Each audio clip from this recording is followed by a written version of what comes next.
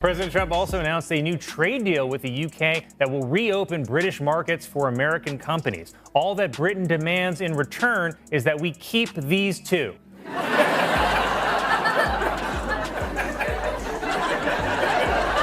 Children don't know who their daddy is. Saturday night, May 2nd, 2026, Studio 8H in New York City. The cameras were rolling, the audience was packed wall to wall, and Colin Jost sat behind the Weekend Update desk doing what he has done for years, delivering quick jokes with perfect timing. But this time, one moment hit differently. One moment instantly exploded beyond the walls of Saturday Night Live and turned into a full-scale online conversation about Prince Harry and Meghan Markle. Because the second their photo appeared behind Jost on screen, the crowd erupted. Not awkward laughter, not hesitant chuckles. Genuine, loud, uncontrollable laughter that filled the room so strongly, even Jost briefly looked close to breaking character himself before moving on to the next line. Donald Trump has had enough of them. He's privately savaged Prince Harry during King Charles's visit to America. Trump remarked to a British visitor when the conversation turned to Harry, "Can you take him back?" Everyone is fed up with the grifters. I mean, Trump has clearly had enough of the woe is me, ginger and whinger. And within hours, clips of that moment were everywhere. Entertainment blogs picked it up. Celebrity accounts reposted it. Royal discussion pages dissected every second. By the next day, millions of people had already seen the reaction. If you enjoyed deep dives into royal media strategy, celebrity perception, and the subtle moments that reveal much bigger shifts happening behind the scenes, make sure to subscribe, because this story gets far more revealing the deeper you look. Because here's the part that really caught people's attention. None of this was accidental. Weekend Update jokes are not improvised chaos. Every line goes through layers of approval before reaching live television. Writers approve it, producers approve it, legal teams review it, and most importantly, they only keep jokes they believe audiences will respond to positively. That means multiple people inside one of America's biggest comedy institutions looked at a joke involving Harry and Meghan and confidently believed viewers would laugh instead of recoil. And judging by the audience reaction, they were absolutely right. That alone tells you something significant has shifted. Because there was a time not very long ago when Harry and Meghan occupied a very different place in American media culture. They were treated almost like untouchable celebrity royalty. Major magazine covers, billion-dollar streaming narratives, emotional interviews framed as historic television events, red carpets, awards shows, celebrity alliances. The entire presentation felt polished, carefully protected, and culturally dominant. But now, the tone feels completely different, and once people noticed that shift, they started looking backward and realizing this was not an isolated moment at all. Almost exactly 1 year earlier, on May 10th, 2025, the same pattern played out on the exact same show. Same Weekend Update desk, same Colin Jost, another joke involving Harry and Meghan, another audience reaction that spiraled into viral discussion online. The setup initially sounded harmless enough, trade headlines between the United States and the United Kingdom, basic political comedy material. But then the segment pivoted toward Harry and Meghan. Their image appeared on screen, and once again the audience burst into laughter almost instantly. What mattered was not necessarily the joke itself, it was the speed and intensity of the reaction. Okay. King Charles visited the U.S. to mark the 250th anniversary of American independence from Britain and to seek the release of a British hostage being held by an American Because comedy audiences tend to reveal public mood before official headlines catch up. And suddenly, Harry and Meghan no longer felt culturally protected from mockery.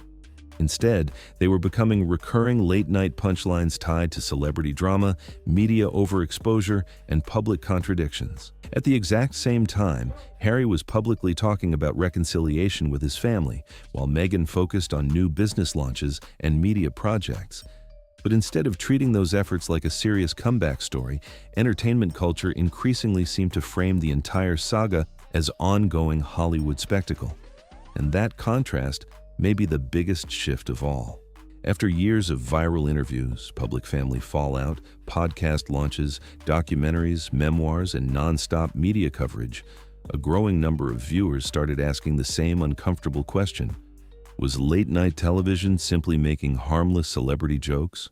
Or was America's entertainment industry quietly signaling that public perception around Harry and Meghan had shifted far more dramatically than their supporters wanted to admit? Because when the 2026 SNL clip exploded online, something immediately felt different compared to earlier years. Yes, supporters pushed back. Yes, criticism appeared online. But the outrage never really caught fire the way it once did. Instead of triggering days of overwhelming backlash against the show, the joke continued spreading almost uncontrollably. Entertainment accounts reposted it non-stop. Celebrity commentators laughed about it openly.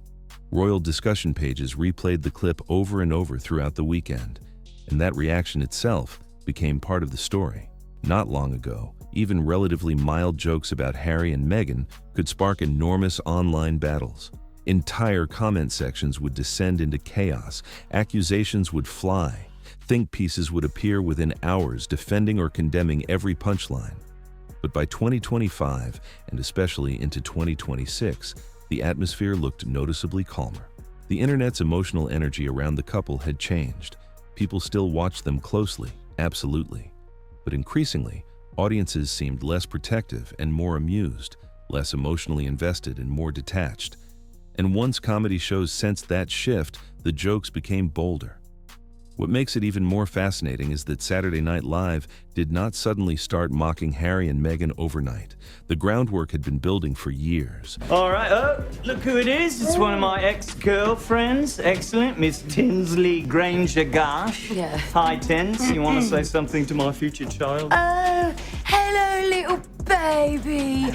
Hello, little tiny baby. little close, little Tins, baby. right? Your dad broke up with me on WhatsApp.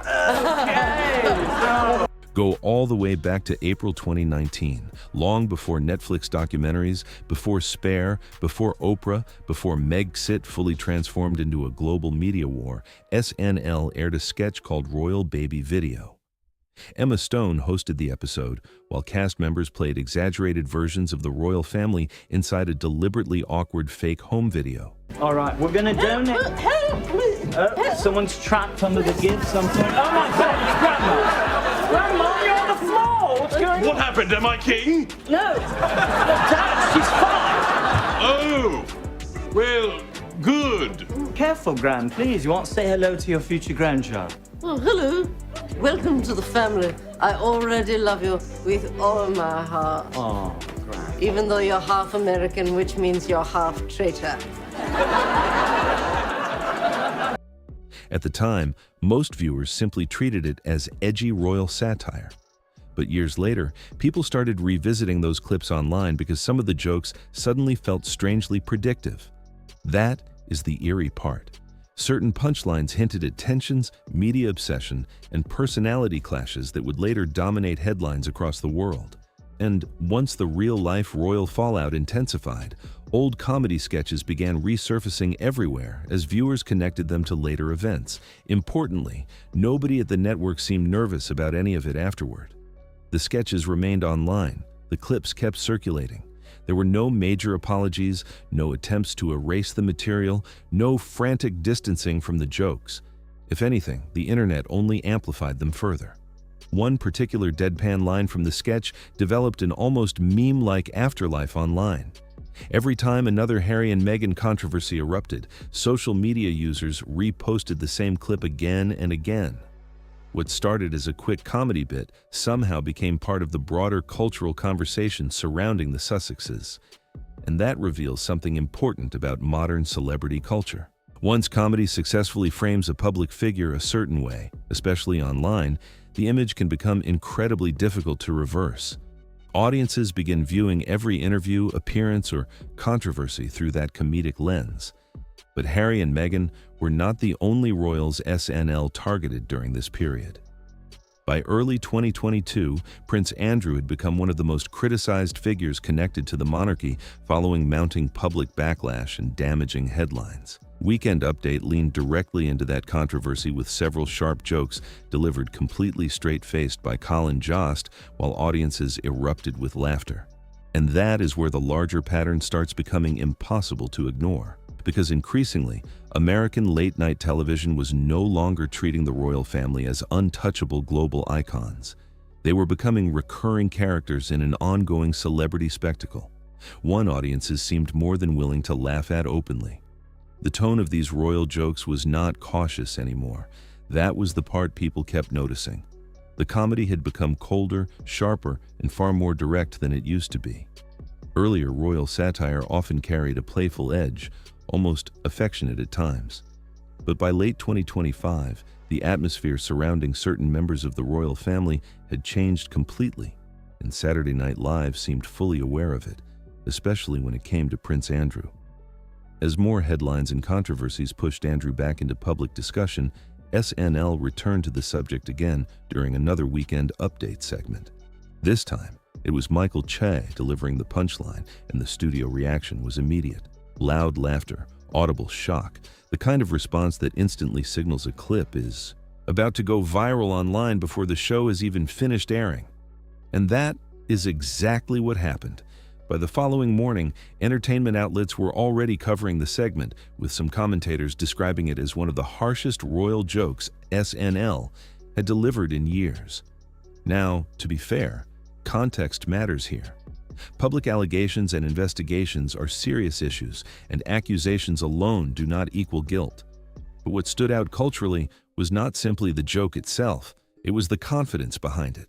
NBC's writers, producers, and performers clearly believed audiences would not reject the material. In fact, they expected viewers to laugh loudly at it, and they were right. That confidence reveals something important about how public figures evolve in entertainment culture. Because once celebrities or institutions cross over from being treated cautiously into becoming recurring comedy material, the shift is incredibly difficult to reverse. The audience starts expecting the punchline, and once that expectation exists, writers continue feeding it because comedy, especially late-night comedy, follows public mood almost obsessively. If viewers stop laughing, the jokes disappear. But if the reactions grow louder, the material becomes a recurring feature. And by May 2nd, 2026, that pattern had become impossible to ignore. Same Weekend Update desk, same studio, same audience energy already fully engaged from earlier Harry and Meghan jokes. Then came another punchline involving Prince Andrew. His image appeared on screen, the joke landed, and instead of awkward silence or visible discomfort, the room exploded with laughter again. Within hours, entertainment blogs and celebrity pages clipped the moment and spread it everywhere online. But the deeper story was bigger than any single joke. Because SNL was no longer treating royal controversies like rare headline events deserving delicate handling. The monarchy had effectively become serialized entertainment material for American late-night television. Different royals filled different roles within that narrative. Harry and Meghan increasingly became symbols of celebrity overexposure, nonstop interviews, and public contradiction. Andrew became shorthand for scandal and embarrassment. King Charles was often portrayed as the exhausted monarch trapped in the middle of endless family chaos. Whether viewers agreed with those portrayals or not almost became secondary. The audience reactions stayed consistently strong, and that consistency mattered. Then, another major royal moment pushed the pattern even further. December 2023, the Wales family released their holiday card online, and almost instantly, social media spiraled into controversy. Editing accusations spread everywhere. Internet users dissected tiny details of the image frame by frame. Conspiracy theories exploded across TikTok, X, Reddit, and celebrity blogs. What should have been a routine royal family photo suddenly became an international online obsession, and SNL immediately jumped on it. A Christmas photo released by the royal family features a bad Photoshop job where Prince Louis's finger appears to be missing. And this is sweet. Meghan Markle said she has a finger they can use if they need it. During Weekend Update, Colin Jost paused dramatically before delivering another royal punchline tied to the photo controversy. The crowd erupted instantly. Then, the show displayed a parody version of the holiday card on screen, pushing the joke even further and turning one of the monarchy's most viral internet moments into mainstream comedy material almost overnight. And once again, the audience reaction revealed exactly where public attention had shifted. The parody image spread online almost instantly because people could not stop reposting it. Memes flooded social media within hours, reaction videos piled up across TikTok and YouTube, and entertainment pages kept recycling the clip all weekend long. But what made that SNL moment so important was not just the joke itself. It was how efficiently the writers compressed weeks of royal internet chaos into one fast comedy punchline that millions of viewers immediately understood. That is what Saturday Night Live does when it senses a public narrative changing. The writers study the mood, identify what audiences are already thinking about online, and then package it into a joke simple enough to explode across social media in seconds. And when you step back and look at the timeline surrounding Harry and Meghan, the pattern becomes impossible to ignore. Back in 2018, American media largely treated the couple like global superstars. Harry and Meghan were framed as modern royal revolutionaries, glamorous newlyweds, bringing fresh energy into an ancient institution. Meghan especially received enormous attention as the outsider entering royal life and potentially reshaping the monarchy for a new generation.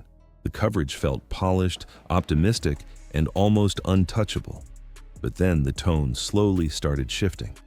By 2019, comedy writers began leaning harder into jokes about media attention and palace tension. By the early 2020s, late-night television regularly used Harry and Meghan as material tied to interviews, family conflict, and celebrity culture. Then, by 2023, 2025, and into 2026, the humor became noticeably sharper. The fairy tale narrative faded, replaced by punchlines about branding, overexposure, public contradictions, and non-stop drama. And audiences responded louder every single year. That is the detail many people find most revealing when looking back now. This no longer feels like isolated comedy bits scattered across random episodes. It feels like a long-term shift in public perception unfolding live through entertainment media. Every year the jokes became bolder, the laughter grew bigger, and the internet conversations became harder to dismiss. Meanwhile, Harry and Meghan continued pushing forward with documentaries, interviews, business launches, podcasts, media deals, and lifestyle branding projects. But late-night comedy kept circling back to the same underlying idea: public exhaustion with endless royal drama. For writers, that contrast became irresistible. And whether viewers support the Sussexes or strongly criticize them, one thing became increasingly obvious. SNL recognized early that royal coverage in America was evolving away from traditional monarchy fascination and moving towards something much more celebrity-driven. The royals were no longer being treated purely as historic figures. They were becoming characters inside internet culture, entertainment discourse, and public image battles. What surprises many people, though, is how far back this pattern actually goes. May 19, 2018. Harry and Meghan's royal wedding at Windsor Castle captivated millions worldwide. The ceremony was emotional, elegant, cinematic. Global media coverage treated it like a modern fairy tale unfolding in real time. Then, later that same night, Weekend Update aired on NBC, and almost immediately, SNL started turning the royal wedding into comedy material. That timing mattered. While much of the world was still emotionally caught up in the spectacle and celebration, SNL writers were already reframing Harry and Meghan less like sacred royal figures and more like celebrity personalities open for satire and commentary. In hindsight, that may have set the tone for everything that followed. Fast forward to April 2021, just weeks after the Oprah interview dominated global headlines. Actor Daniel Kaluuya hosted SNL and referenced the royal fallout during his monologue. The audience reacted instantly because everyone understood the context immediately. And once again, one of the most emotionally explosive royal moments in modern history had officially crossed over into mainstream American comedy culture. That shift mattered more than most people realized at the time. Because once royal controversies started becoming recurring punchlines on shows like SNL, they stopped feeling distant, formal, or untouchable. They became internet culture, memes, viral clips, running jokes people reposted every single time another headline appeared. And after Prince Harry's memoir, Spare, exploded across global media in early 2023, the comedy world leaned into that transformation even harder. SNL responded with parody sketches built around royal oversharing, non-stop media attention, celebrity branding, and the endless cycle of interviews and reactions dominating headlines at the time. The audience loved it.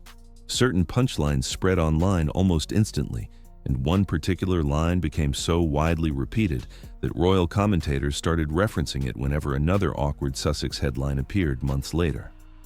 That is how powerful late-night comedy had become in the social media era. A joke no longer ended when the show went off the air. It escaped into TikTok edits, YouTube reaction channels, meme pages, celebrity blogs, and online debates that kept recycling the same clips over and over again. Suddenly, every new Harry and Meghan controversy connected back to older SNL sketches, creating this endless loop between entertainment news and internet comedy culture. And when you look carefully at the timeline, you can actually watch public perception evolving in real time. 2018, playful wedding satire. 2021, direct references to Oprah and family fallout. 2023, full parody sketches about royal media chaos. 2025 and 2026, increasingly blunt jokes focused on audience fatigue, public image, and celebrity overexposure. The tone did not change overnight. It shifted gradually, year by year, while audiences shifted with it. Social media accelerated everything. Every awkward headline instantly became reaction content. Every viral clip triggered another wave of commentary. TikTok creators, YouTubers, podcasters, bloggers, everyone joined the cycle because royal drama had become engagement gold online. Then came another major turning point. By 2026, royal satire was no longer just dominating American late-night television. A UK version of SNL officially launched, and British comedians immediately started using the same format to target royal controversies, political headlines, and celebrity scandals from a distinctly British perspective.